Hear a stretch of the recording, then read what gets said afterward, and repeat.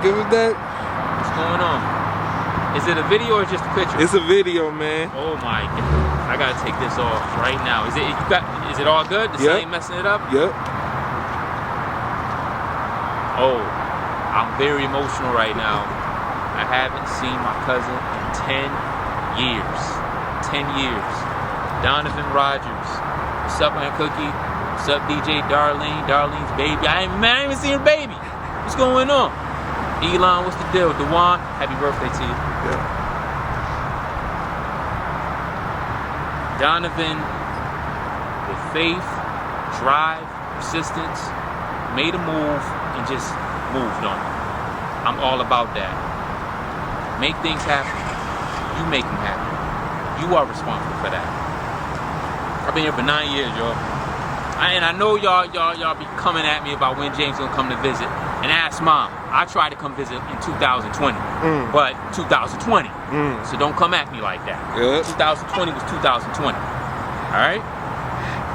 I'll be there. Just you know, keep them instruments ready because I want to jam. I got to jam with y'all. Keep the food hot because you know I'm gonna be hungry. And I love y'all. We about to roll up in this piece, act stupid, do something strange. I'll see it. It don't matter. Shout out the person that was able to deliver this message. Yo, right here, JR Project wants to show homage and respect to DonVision TV. It's legit. That's what's going on. Subscribe, show your love to JR, just showing love to my family, y'all family. Peace. Stay tuned.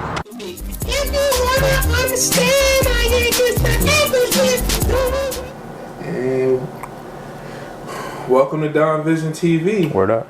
Right now, I am speaking with, this man right here. Let me get my intro before, because I'm gonna get a lot of questions out of him, but let me talk. This is my cousin. This is my cousin James. That's right. JR Productions. I mean, if you want to know where DonVision TV, the origin is, you're looking at it right here. You're looking at motivation. You're looking at the reason I even thought that being a cameraman was possible. What up? And I feel like this is only right the way this whole thing played out of why I'm here right now doing this interview. So I feel like this is going to be a very insightful interview. But in a sense, like I said, this is the origin. So I'm going to let this man speak. Let you introduce yourself to my audience, and yeah. Yeah. Well, James Timothy Reed Sr. Because I have a little son. His name's James Timothy Reed Jr. In the Rock, a lot of people know me as JR. Some even know me as Smack Diggum. I got that nickname from my dad when I was young, and it just stuck. The cats I was hanging around with throughout Midtown just called me Smack, right? Son, nephew, friend, brother, and I'm here, cousin, kicking it with my cousin. And what you were saying about the piece I was doing, the JR Productions, dang man, this thing goes all the way back to what, 2002.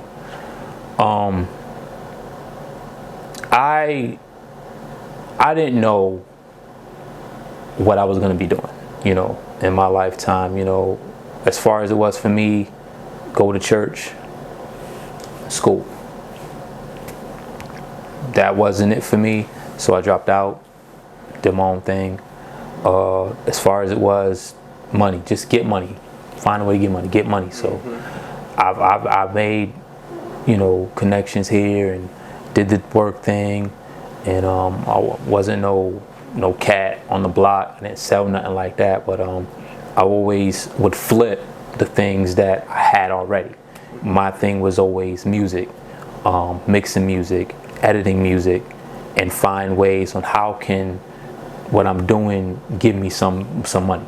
because that's as far as, I could see, at that time. One day, 2002, I was going to MCC downtown, and I remember coming home and just bored, so I just laid on the floor. Just thinking like, what am I gonna do with my life,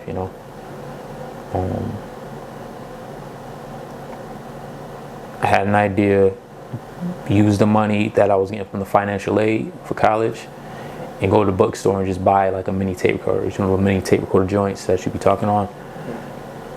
So I did, and it's like, I think what I'm gonna do with this tape recorder is I'm just gonna ask random questions to people throughout Rochester about how they feel about just random things, how the ladies feel about the brothers, how the brothers feel about the ladies, what do you think about the politics here, what do you think about, Midtown here, what do you think about, the bus routes, how do you feel about gear, how do you feel about hip-hop music, you know what I mean, anything I could think of. And well, who is this dude, who are you? And then it was like, I'm JR, you here on the JR project, I'm here with, what's your name? I'm so-and-so, I'm here with so-and-so, kicking it with, we just chilling.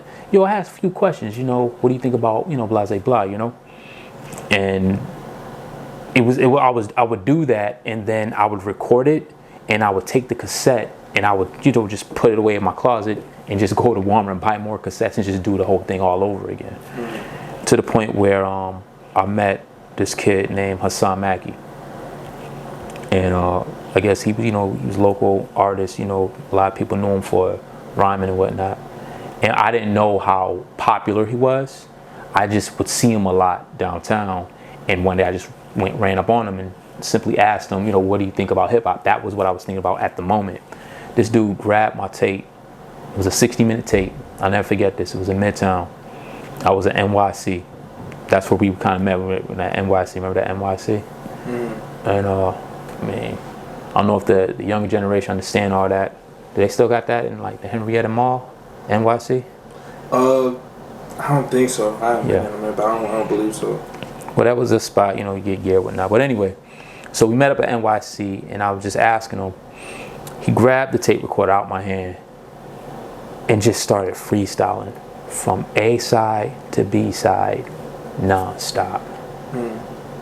I didn't know what to think because I never seen anyone do that, and it sounded mad hot, and it felt good. It's like, yo, he did it on my stuff, that's my stuff, I felt mad proud when I got home, and then I actually listened to it. It felt like I was listening to an album, but just a cappella, the whole album. And I'm like, yo, this dude can spit, this dude is wow. Not knowing, that's a sign, I didn't know the popularity of the guy, but because I had that tape, it opened the door to a whole new idea. Yo, how he rhymes, I gotta find that dude. Yeah. So I would look for him. Now I'm going downtown just looking for this dude. I'm not even asking questions to anybody. I gotta find this guy. And I would always see him in ciphers, I asked him where his whereabouts was. He was working at this spot on Monroe Avenue. And I would chill with him and his friends. And then I started learning more about, hip hop world, So it went from interviewing, him on his life to him teaching me about, different art styles and different hip hop styles and different artists within Rochester. So now I'm seeing and I'm being exposed to more heads. And now it's like, I'm JR. But because he's introducing me, I didn't know how popular the one. It's like, it's building this credibility. Yeah. It's credibility on me that I didn't realize how wild it was going to get,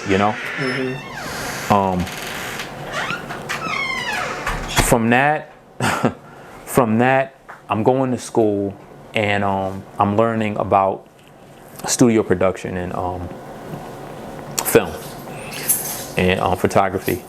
And I took what I was learning in college and applied it to what I was learning, on the strip.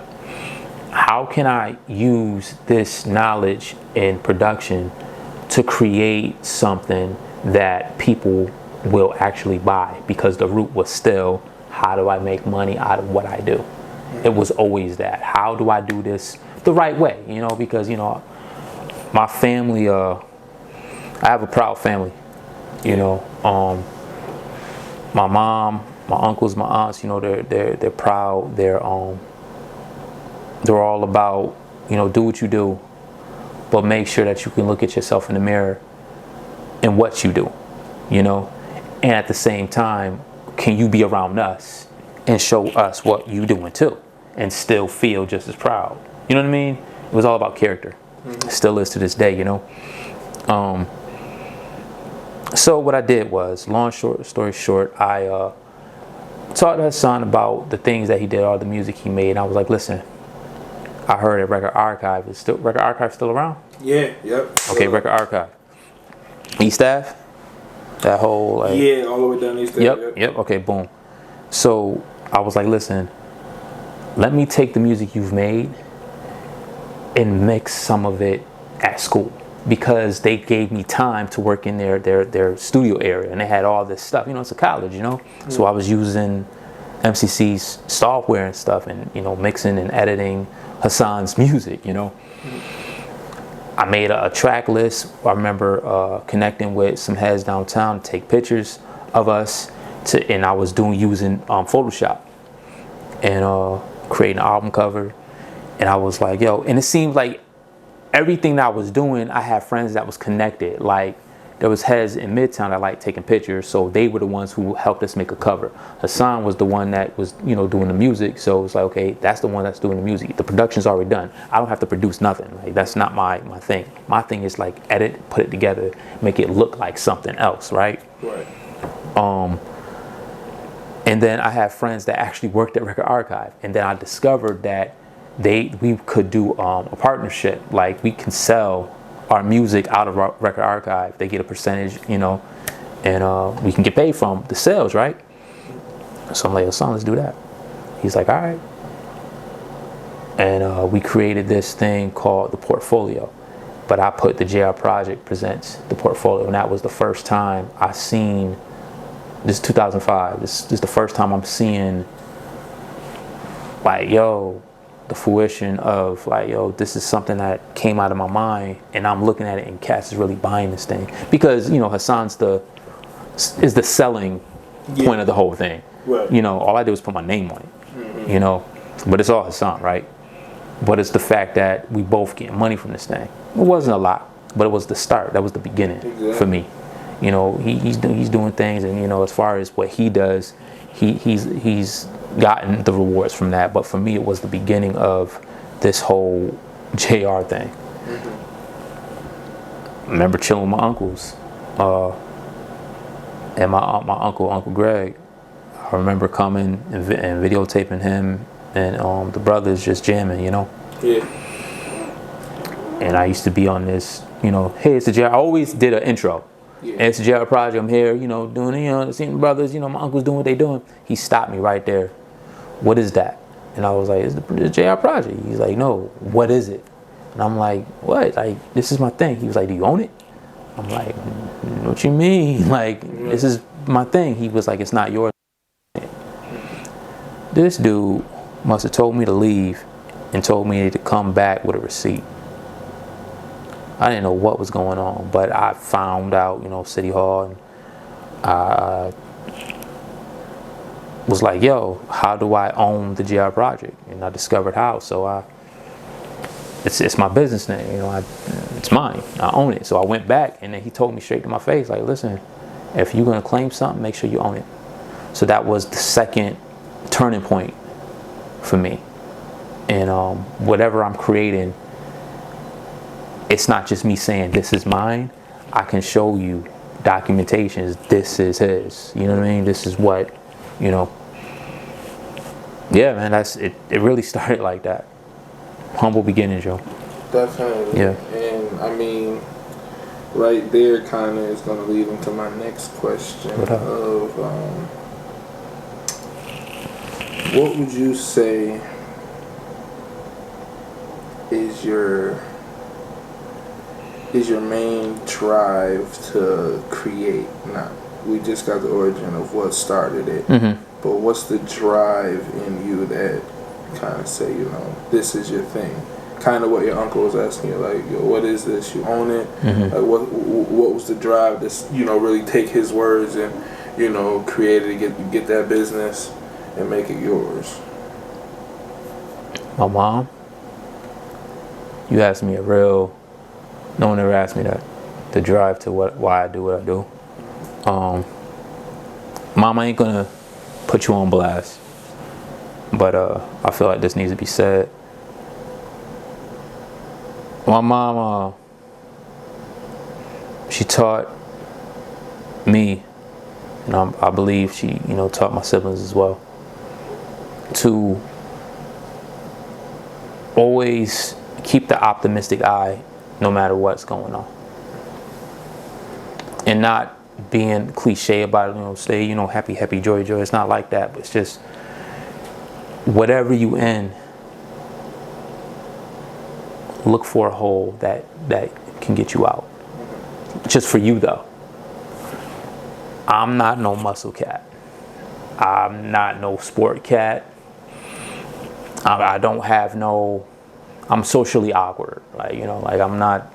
I don't have tons of cats. I don't got no crew. It's just I don't have no crew. But I have an imagination, a very vivid one, and I saw how bold my mother's faith is, and a lot of things that the family went through. Not to go into too much detail. Out of honor unto her, but I never see her fold. I've never seen my mom fold, even if she probably wanted to. Or we all got feelings, I understand that. But I've never seen, for me, I've never seen my mom fold from anything. Mm-hmm. Even things going on, with my dad. We built about that, but I didn't see her fold from that. That's my drive. How can I use my imagination to keep me from folding in tough times, in hard times, whether it's a circumstance that hits me that's out of my control, or this decision that I make that creates a circumstance that makes it hard for me. But how can I turn it around with what I have here? I knew I wasn't going to be no street cat. I'm too smart. I'm a nerdy guy. I read too much. So that's not going to work. It's not going to work. Like I said, I don't have all those other things, but what I do have, I said to myself, you know what? How can I use this and make it so strong that I can use it to not only benefit me, I can use it to cope, I can use it as a weapon. How do I use my mental to get me where I want to be? The drive, came from mom's example. Okay. Hands down. That's good. Hands down. I like that, and I feel like mine's is a lot similar as well, just with my mom and her belief in me. I remember one time vividly, her dropping me and Darlene off at the... What up, Darlene? Right, what's up, Darlene? Show me love. The Lyle Library. She used to drop us off there, get books, rent DVDs, things like that. Right. I remember she was talking to the librarian lady, and I think I was interested in videography for dummies. I think I got one of those books. Word. She told the librarian, yeah, that's my little Spike Lee. She's gonna be what? Spike Lee. Yeah, and I remember. Yo. Dang, she really, because she always supported me. Christmases, getting me little camcorders and things to keep me up. So I feel like just that background and that family support gets you there. Back to you though. Let's talk about the move, man. The obvious. You rap in New York now, but right now we're clearly in California. We in San Diego, Cali. Man. Yep, and just tell me your thought process on pretty much making this move and your whole journey, give it to me all this the journey, the thought process, the making the plan happen, creating the plan, watching the plan crumble at times, whatever you went through, just give me that story. Live and direct.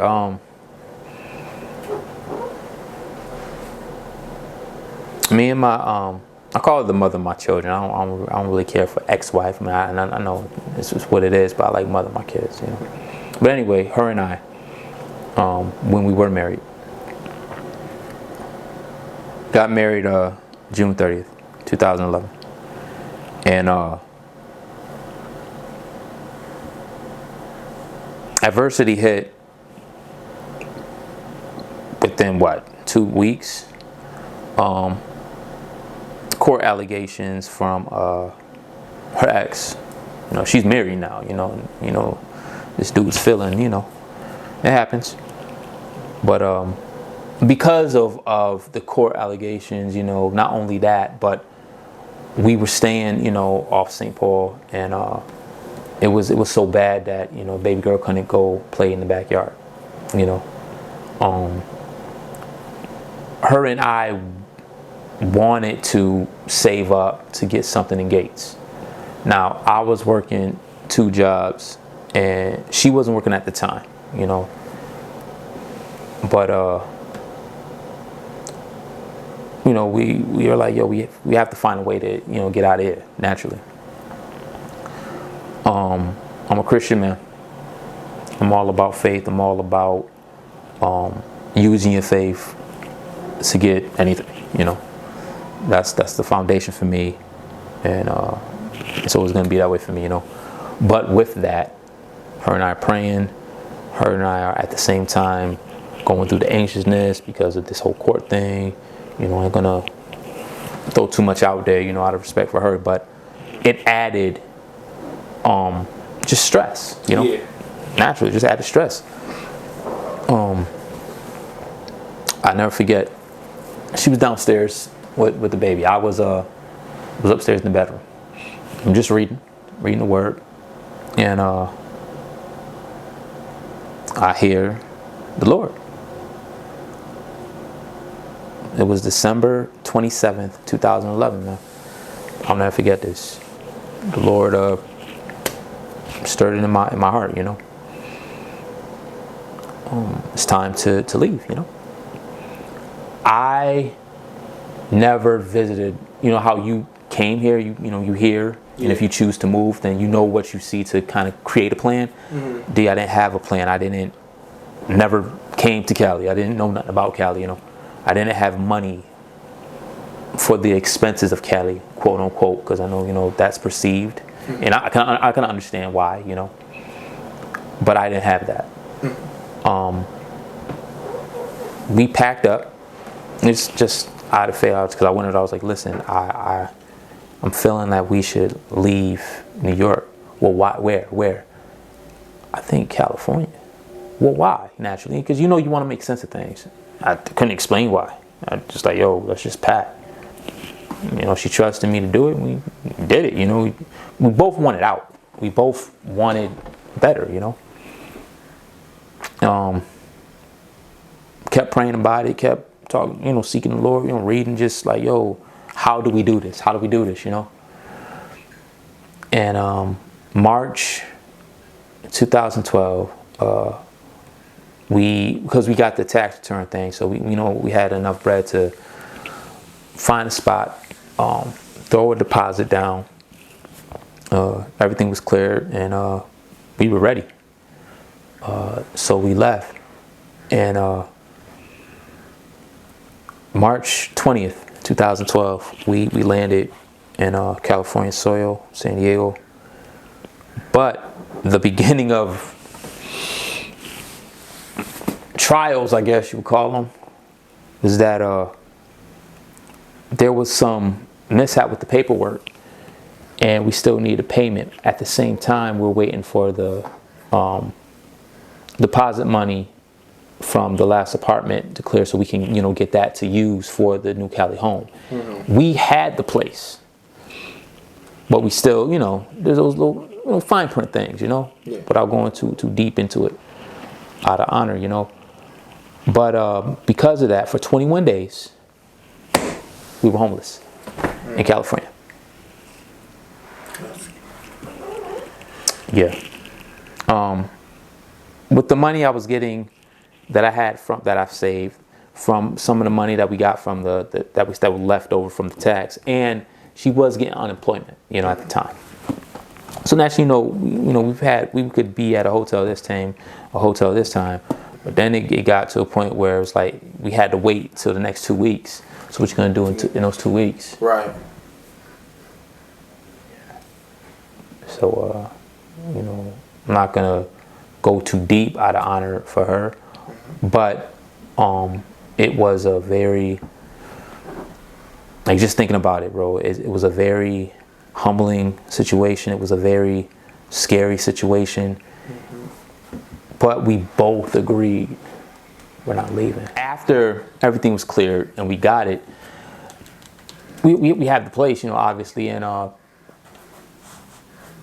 it was like it was very surreal because I never was homeless before, right? I never experienced that, but I knew that there was purpose here for me, and it's like, if I have to go through that, okay.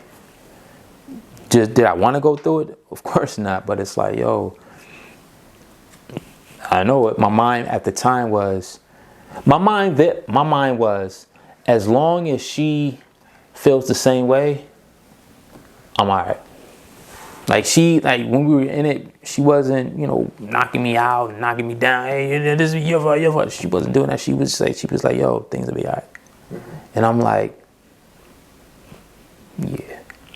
It was embarrassing because it's like, I'm a man in this position, It was the first time, like, this is not me, How did this happen, But after that, I made up in my mind to be like, nah, not again.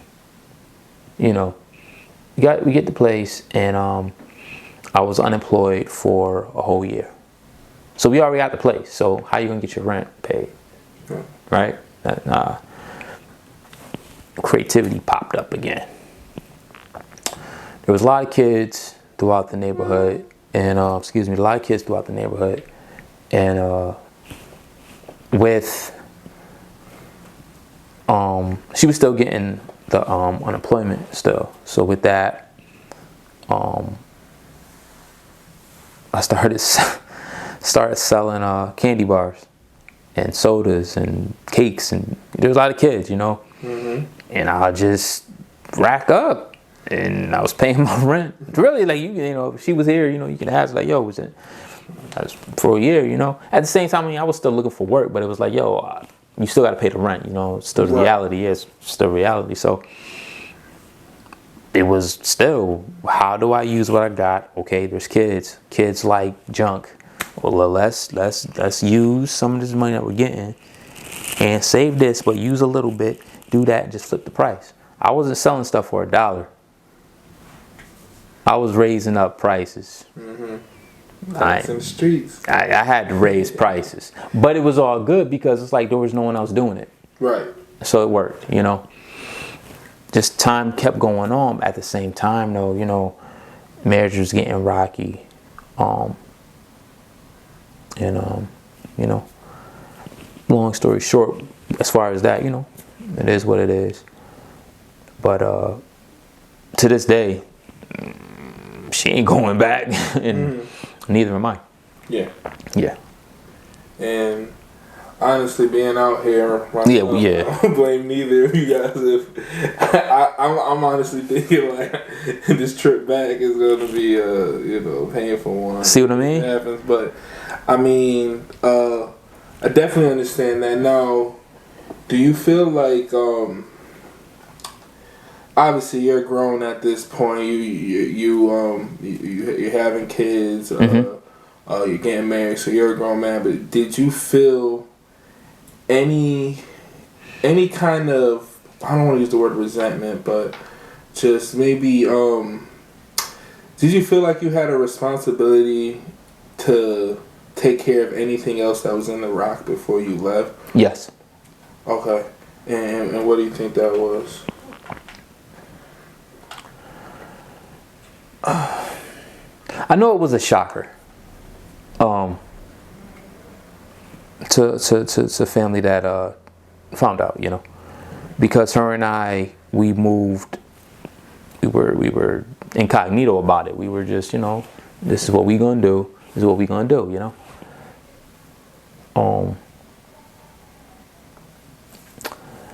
I was happy about the move because I knew it was a big deal, right? But I wanted to, I guess in my mind, have this connection with the fam and have my first kid in the Rock to show, you know, all that daddy has, you know, where I'm from, what, you know, what I'm connected to. And also I was connected to heads that was doing music. I was connected to heads that was in the ministry. And they would, you know, hey, JR, yo, James, yo, let's do this, let's do that. And once it was time to move, it kind of felt like I just cut all that down. Not necessarily for my wife at the time or for the baby girl, no, but for leaving as a whole. Because I knew that leaving, I knew it wasn't going to be the same, and I didn't know when I was going to return. Because it's not, you know what I mean? I didn't know what was going to happen after this. And as time kept going on, I'm raising kids, they're getting older, but it was in the back of my mind, yo, what's going on? The friends that I used to hang out with, you know, they either got married or they, you know, living their life, and what we were doing just disappeared. And sometimes I felt like, you know, had I stuck around, things probably would have got, you know, different. You know how where it's like, not to take credit from them, but you know how you'll be like a nucleus to your friends, like an anchor. But it's not that you're trying to be an anchor. You're not consciously thinking that. It's just that things seem to happen when you're there. Like Leonardo and the Turtles. You know what I'm saying? It's like, yo, you know, he's not there. The Turtles kind of chill out, whatever. But when he pops up, all of a sudden they want to get into action and take on the next mission, right? So it's obvious that he brings something. His presence does something. You know what I mean? Motivates it, whatever. And that's what I felt. I pulled the plug, not, you know, intentionally, but my absence when I'm calling, hey, what's going on?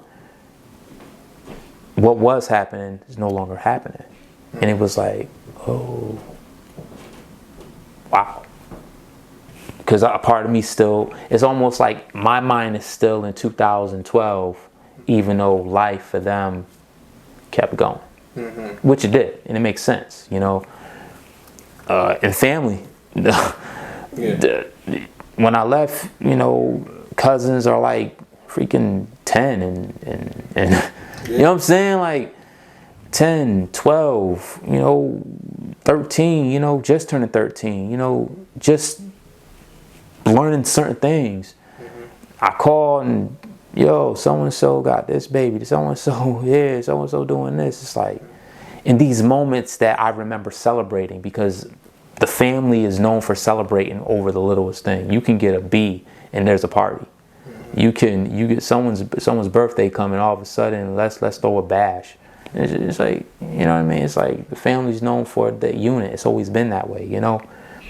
And I felt that I was missing it as time kept going on.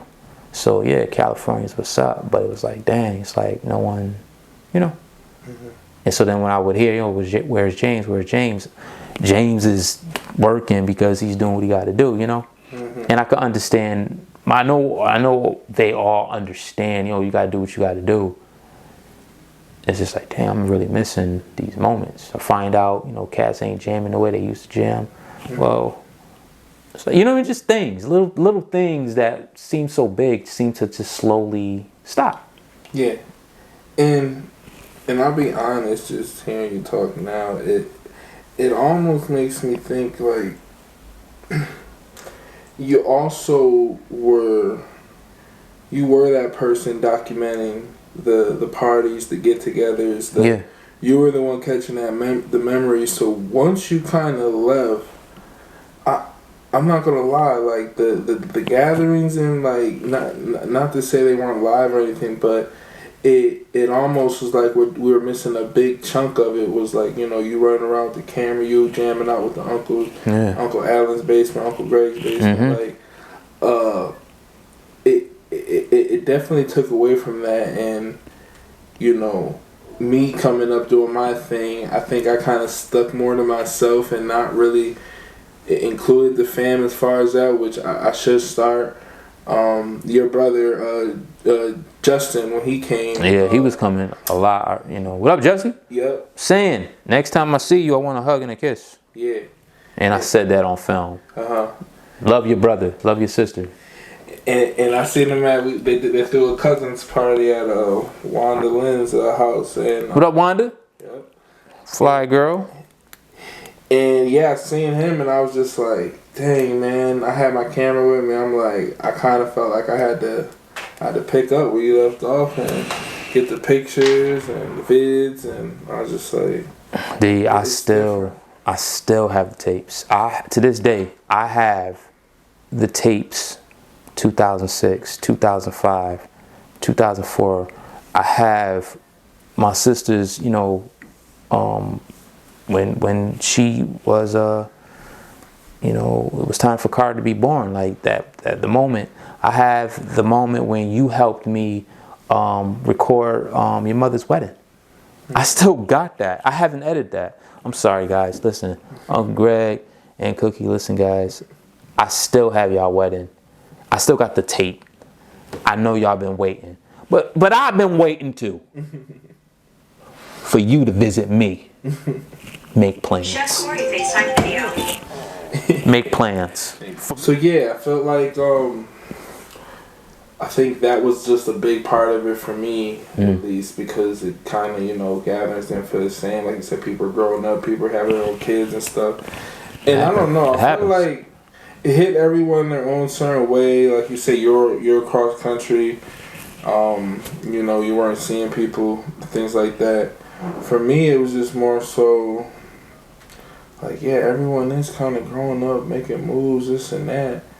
And I was kind of feeling stagnant, so I kind of respected your move and that was something brave to do. Like, and I always just wondered, like, I used to bug my mom, like, yo, how can we make a pop? Like, can we move? Like, can I go out there? Like, is that even something? So, like, you know, saw Darlene and everyone went out there. It was just like, yeah. I mean, we got family out there. Like, why aren't we visiting? Why aren't we? So it was definitely something that was getting questioned about. So I'm kind of just, you know, that just adds on to how happy I am to be here now. I'm going to say this because I feel it should be said. I always felt like this, and I've never talked about it.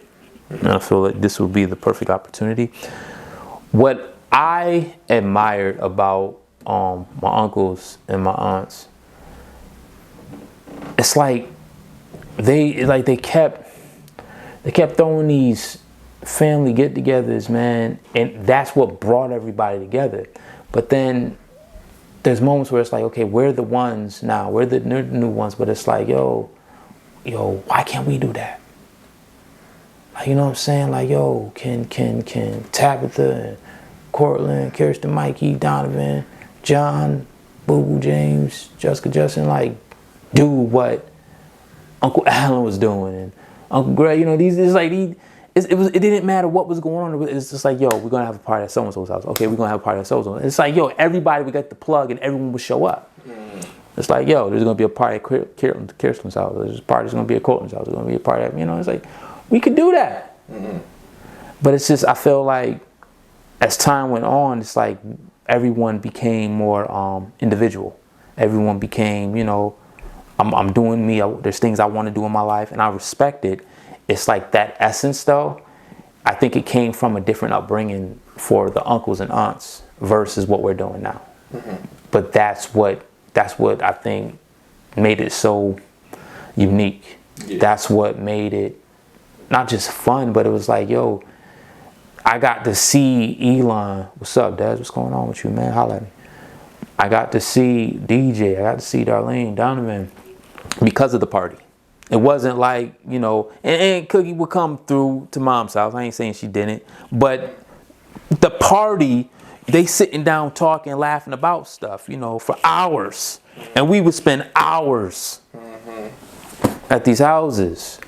And it's like, yo, how do you keep that? What needs to happen in order to You know what I mean? Like, it would feel good for my children's children to feel good to know that, yo, I'm about to chill with. So, because that's how I felt.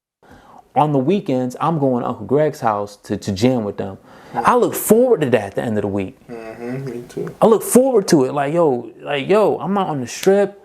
I'm not getting into some nonsense. I'm going to my uncle's house. I'm a young cat chilling with these grown men because they brought this security blanket. They brought this, you know what I mean? And not only that, we chilling, we talking. I felt great. And I think that's what sparked I want my own family too. Yeah. I want to do what they did, you know? They still with their wives. Mm-hmm.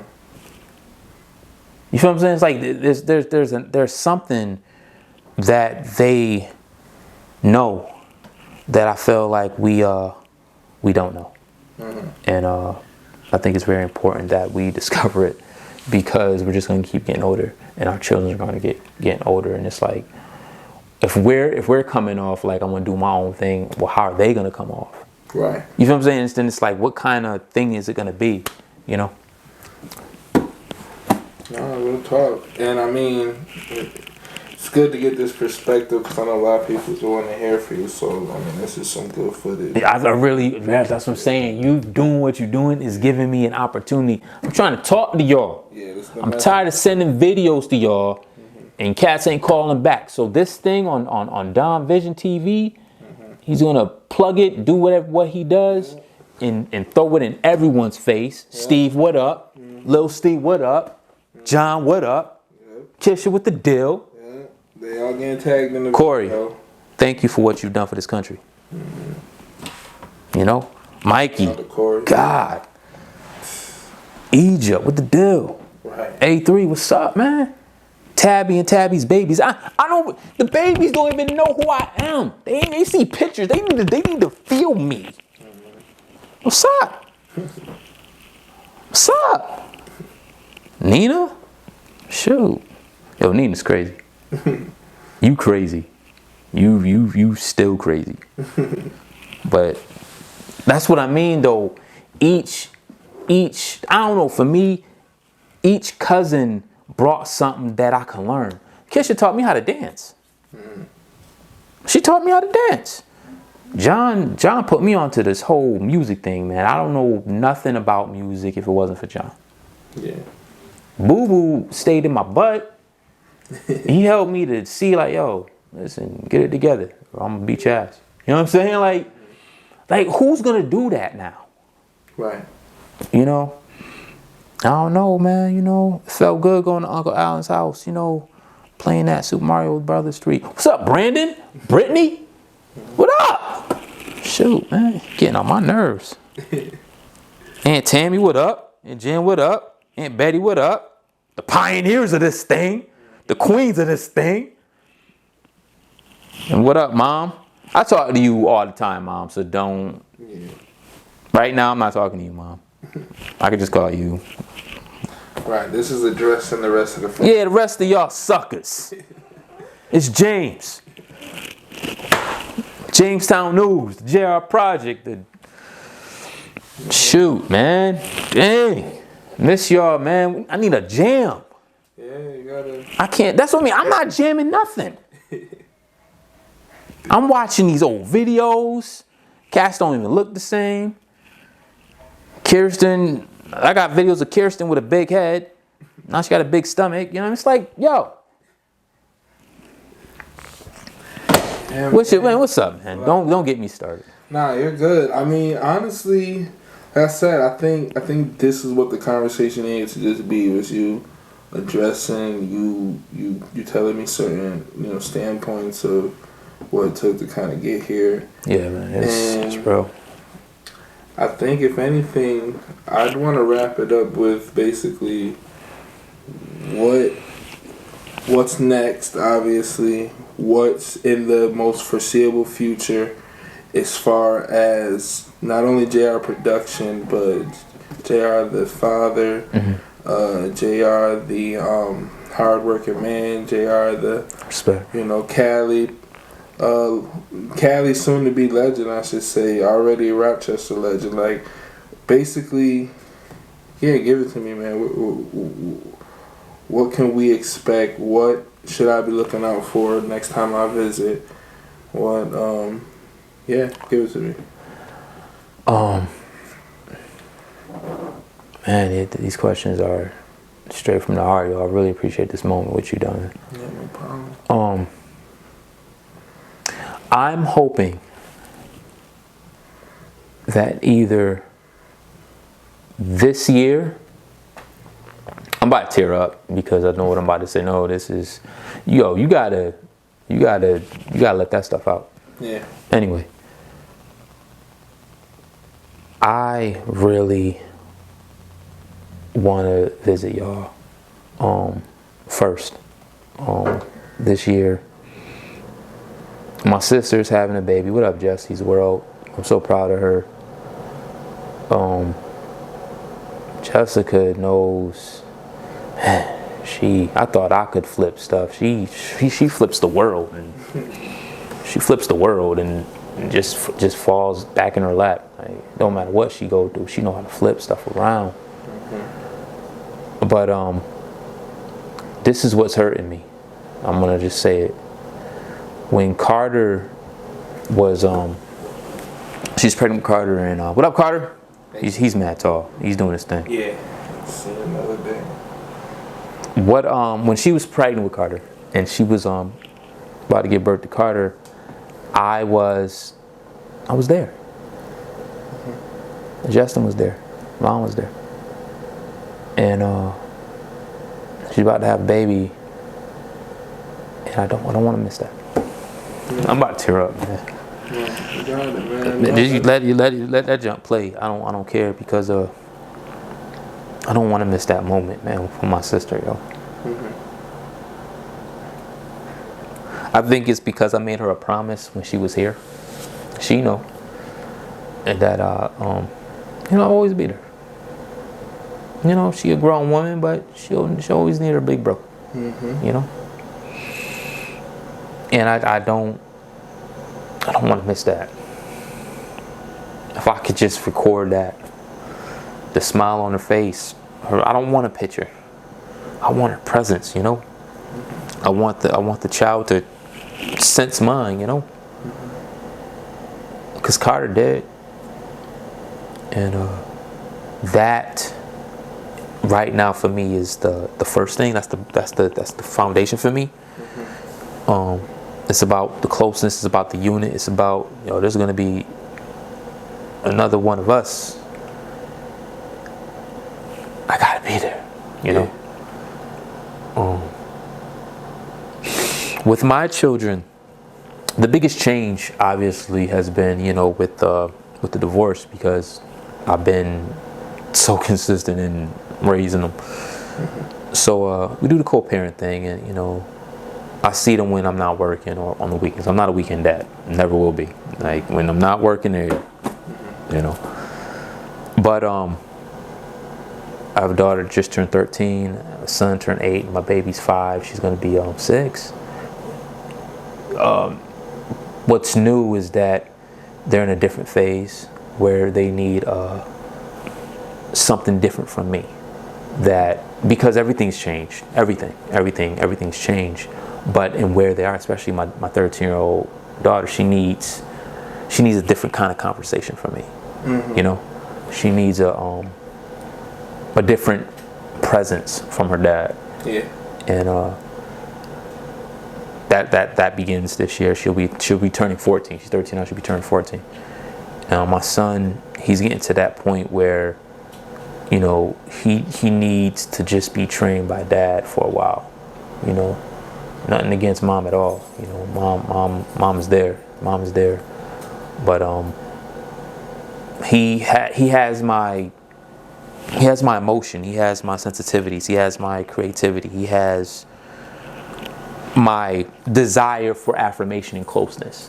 So I see it in him all the time. So it's like, I know that's something big that needs to happen. I actually want to move to LA. Okay. What's the next step? It's gonna take some time. if I was gonna give you an estimate, if I do it right and just stay consistent with what I'm doing now and just save it up, network, it's possible 3.5 years maybe. That's an estimate, but it could be longer. But that's the goal. I experienced LA when Jessica and Mom and Carter was there, and it like how you came here and it did something to you. It did something to me when I went there. So it's like I want to do that, you know. And the biggest thing, I might as well put it out here because I've talked to you about it. Since I've been here since in 2012, I've been writing a journal, just each day, because I had my birthday in Cali and it was hot. I'm born in January, so that alone was like, yo, it's hot, like it's summer, but it's my birthday. So it was surreal for me because it was like, that's new, you know. Because of me not, you know, being around, I've had time to read over the things I wrote about, look at the old tapes, you know, of the family, and I discovered that, you know, I think I could write about these moments I've had. Why not actually write about the family? Not like nothing like the Wood movie or nothing like that. More like, you know, having obviously different names, but family know who's who. You know what I'm saying? Like, I'm not going to portray John as John. You know, John may be Sean or Dwayne or something like that. You know what I mean? Whatever. But I think the next big project I do, I want to actually make a piece based on the origins. Grandpa said to me when I was in Detroit before he passed, he was like, James, come here. He grabbed me, he grabbed my hand, and he pulled me close, and he looked me in my eyes, and I see this blue grayish eyes staring back at me. He said, James, always do right. That was it. I didn't know what that meant. And then he passed. But I think it means to press on with a clear head, no matter what's going on in the world and what's going on. You know, I thank God that, you know, me, fam, and I thank God that we made it through the, you know, the corona thing. Last year was real. A lot of people lost people, you know what I'm saying? But you know, we're here, you know. Yeah. You know. But yeah, that writing a book. So I got tons of books everywhere, and I'm just writing. You see the books like around you, and I just constantly reflecting on certain moments I've had with cousins, certain moments I've had with the uncles, the aunts, with mom, brother, and sister, and it's like, can I document these moments and make the movie based on what I've been doing for years? I have the video, so I have the mannerisms of the people.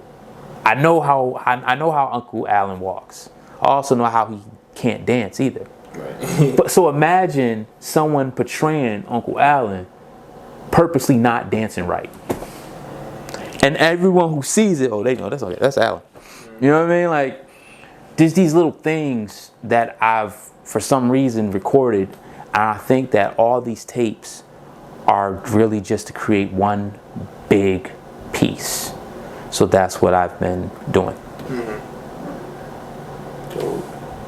I don't know what I'm going to call it, but it's going to become something. The family's going to see it, and the family's going to know who's who, based on the mannerisms, but I'm definitely going to have different people to act. I don't know who's going to act me.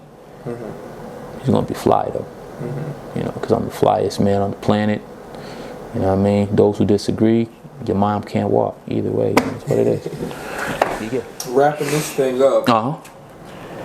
Let the people know where they can start to really get to, because we had this conversation about making your content widely available. Like you said, you got family members waiting for footage from back then. So where can people keep up with JR Productions? Where can people keep up with you as far as maybe on a public sense of any social medias where they can connect, dig deeper? If there was more they didn't, they want to get out of this interview, and maybe dig deeper. Where can the people reach you? Where can the people see the content?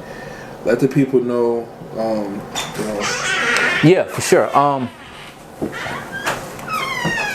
I have a YouTube channel. It's JTR, all caps, JTR 122. Okay. I'm sure Don's gonna put the, definitely subscribe. I'm building it up. There's not too many videos there because I started so long ago, and then life. But I have tons of stuff, and you could definitely check it out. YouTube, subscribe, check it out. Okay. And comment. You want more? Let me know. You don't like this, you don't like that, you want that, Be yourself in the comments. So then I can be myself in my content and talk to you directly. Because that's another thing I like to do. I like things like this. I like interviews, I like documentation pieces, I like the getting right in your face, and it's like, yo, so and so, I'm gonna do this for you, so and so, that's coming. Yeah. It's all about that transparency. That's the biggest thing when it comes to my productions, is making it very transparent in all that's happening, But yeah, I think JTR 122. This is great, man. YouTube, the fam, y'all see it, man. I came, I saw. That's right. Conquered. He definitely did. What? And I'm like, wow, dude. I'm like that birdie that got the message in a little bottle and got to fly across the. I gotta ask you this. I know it's on me, but if they hear you, how do you feel? And you coming here, what has it revealed to you about yourself? Whew, it really revealed that, man, I could do anything if I really just put some thought into it, honestly. That's exactly what you did. That's all I really did. I put some thought into this trip. I said, let me save up. I want to do this. I got, I'm a firm believer in like knocking things off of like the bucket list, or just being around to enjoy life. Like you said, we went through Corona, so kind of put me in a space where like, man, I don't want to get sick. I don't want to die. I don't want to. Of course, right. And it was that fear, but it was also the, I'm a video maker. I watch everything that is getting produced in LA. This and that. Like, I should at least experience that once. I should be able to take a picture in front of a Hollywood sign. What up? I should be able to do. Yeah, I should. Right. I feel like there's certain things I just want to do just for that, personal accomplishment. So, I did it. I crossed the country. I'm blessed enough to have family that's even in California for me to be doing this. I'm not just locked into some creepy motel. In a weird area. Yeah, you chilling. You at the crib. Yeah, we chilling. So I feel like, hey, y'all see it, man. There's not too much more to say. This has been the conversation with JR. I love y'all. I love you guys so much. I miss all of y'all. I'm gonna keep reaching, texting, throwing things at y'all, checking out YouTube, all of that. Hope to see you soon, real soon. I'm choking up because it's a big deal. I really miss y'all so much. Go Rodgers, go Reeds, win, always win, win.